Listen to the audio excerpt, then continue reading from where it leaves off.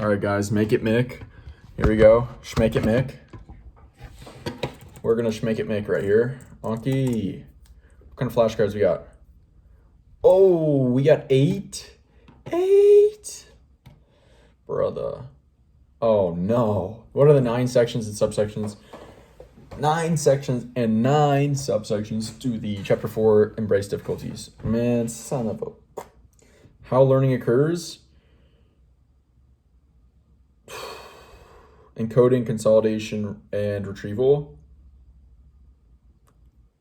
Easy. No. Extended learning. Updating retrieval cues. Easy isn't better. How effort helps. Creating mental models. Improving versatility.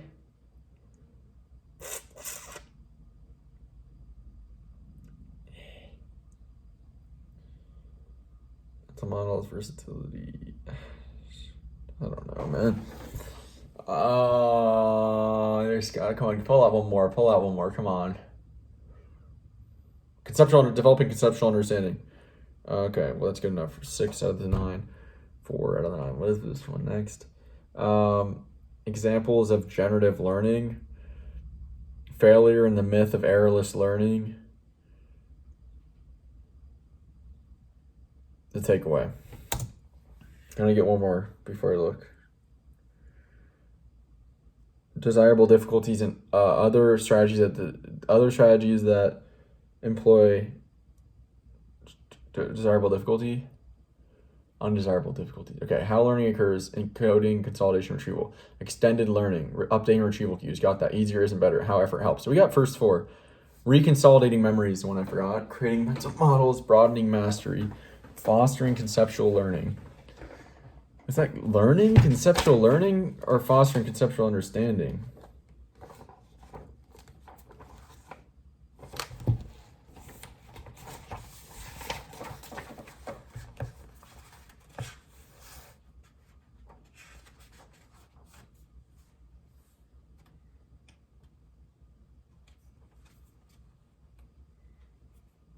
Conceptual learning is improving versatility, priming the mind. Other learning strategies that incorporate desirable difficulties. Failure and the myth of errorless learning. An example of generative learning. Undesirable difficulties to take away. Wrong, but we got close. What does feeling like you're not learning often signal in effective practice? Feeling like you're not learning is often a signal of effortful practice that is leading to deep encoding. So actually it is effective learning. And techniques such as interleaving and spacing, leading to durable, longer-lasting learning. You're engaging in effortful learning, spacing, examples, spacing and interleaving, which feels harder but produces better long-term results. Good enough. Long-term retention. This stuff's fucking frustrating. What is chapter 3 mix up your practice about in one sentence? Interleaving, spacing, and varying practice lead to better learning than mass practice. Better learning as in longer term retention, deeper encoding, more versatility compared to easy fluent mass practice. Pacing, interleaving, and variation feel harder but produce stronger, longer lasting learning than easy fluent mass practice. That's good enough. Why can blocked/mass practice feel effective but lead to poor long-term retention? Can feel effective because you develop momentary strength, which is fleeting, but it doesn't supply the retrieval and spacing necessary for deep encoding and development of this mental structure. It creates momentary strength. Performance improves temporarily, but learning doesn't stick due to lack of effortful retrieval and spacing. So it's good enough.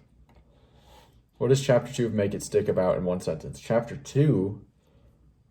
What the hell? Why did I not put retrieval? Learning is to learn retrieve.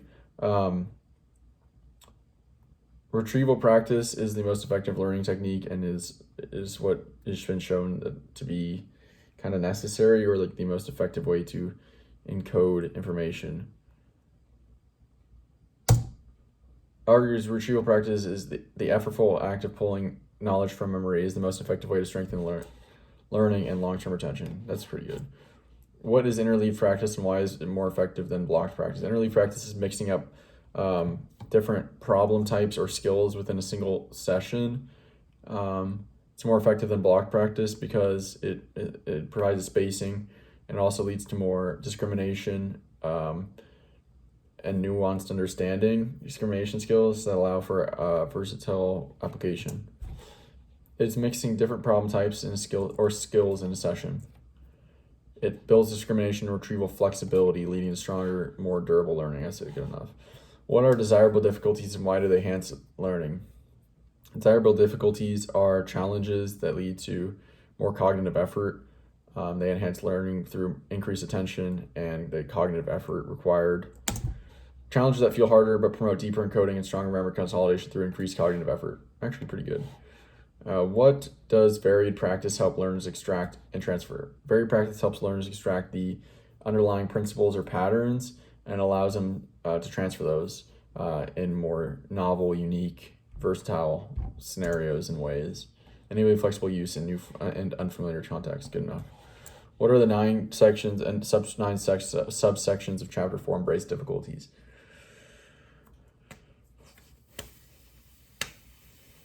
How learning occurs. Encoding, consolidation, retrieval. Extended learning. Updating retrieval cues. Easier isn't better. How effort helps. Reconsolidating memories. Developing mental models. Fostering conceptual learning. Improving versatility. Priming the mind. Dang it, that's 8.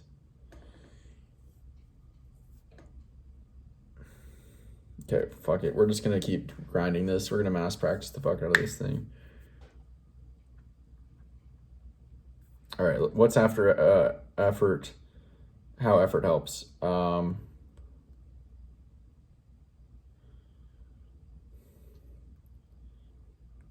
Other strategies that implement desirable difficulties. An example of generative learning. Failure in the myth of errorless learning. Undesirable difficulties to take away. How learning occurs. We always get the first 4. Then we're getting reconsolidating memory, creating mental models. We need broadening mastery is what we forgot. Fostering conceptual learning, improving versatility, priming the mind. Other learning strategies that incorporate desirable difficulties. Failure in the myth of errorless learning. An example of generative learning. Undesirable difficulties to take away. Should be able to get it right here. Ready? Right here, this is the one. How learning occurs. Encoding, consolidation, retrieval. Extended learning. Updating retrieval cues. Easier isn't better. How effort helps. Reconsolidating memories. Creating mental models.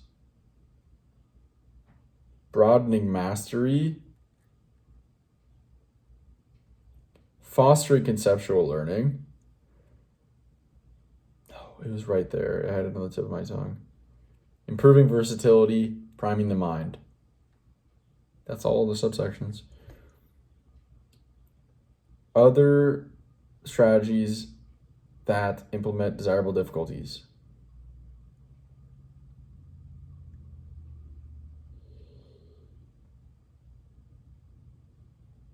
Failure in the myth of errorless learning. An example of generative learning.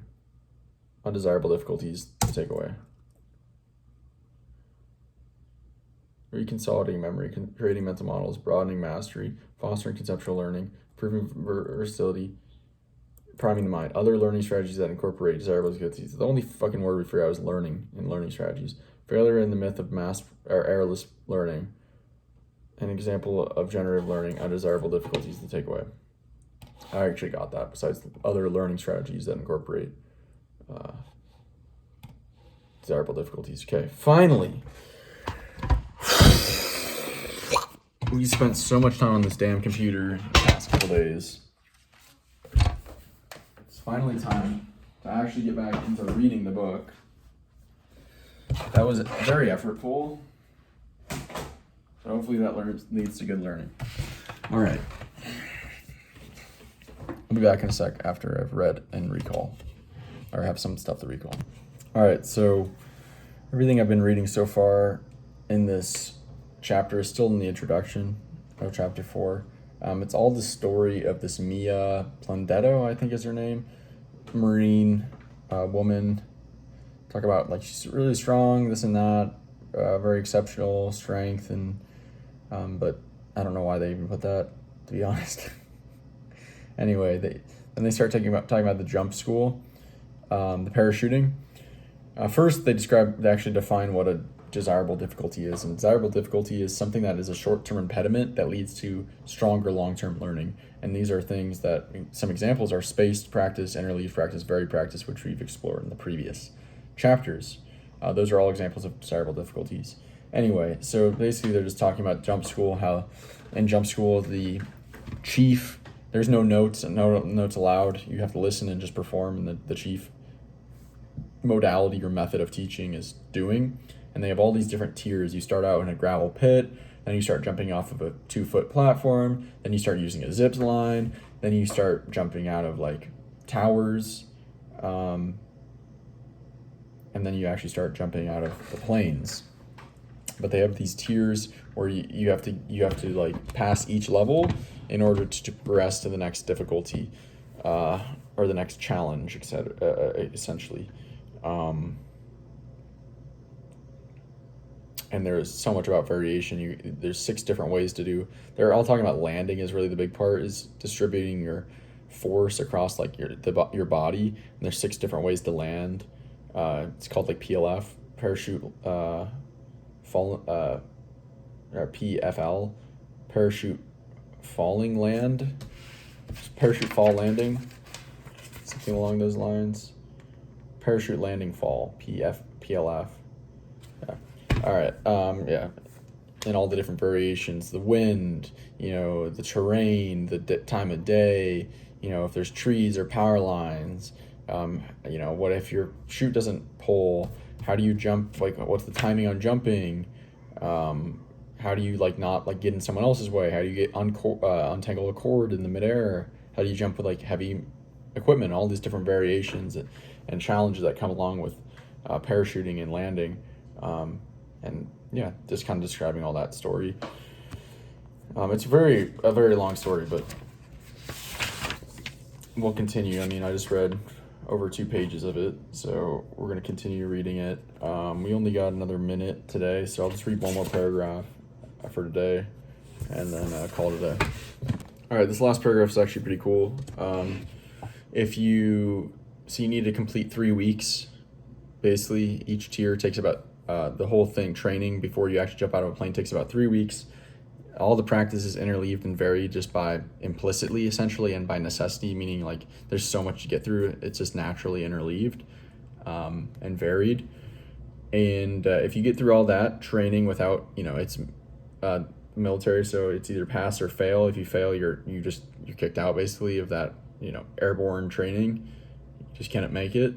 But if you make it through 3 weeks, you actually jump out of planes. You do 5 military jumps, like out of actual military transports. If you complete that, 5 jumps with the training successfully, you get like the airborne wings. I think they're called airborne wings. Jump wings, that's pretty cool. And you get like a certificate, so you're like certified to do jumps. So it's just the natural. I think the cool the important stuff there was like training is naturally interleaved and varied. Yeah, that's it for today. We're on page 71. We're actually so close now to like getting to where I made to last time I read this book, which was page 87. So still kind of far, but like at least we're in the same chapter. That's it for today. I'll talk to you guys later. See ya.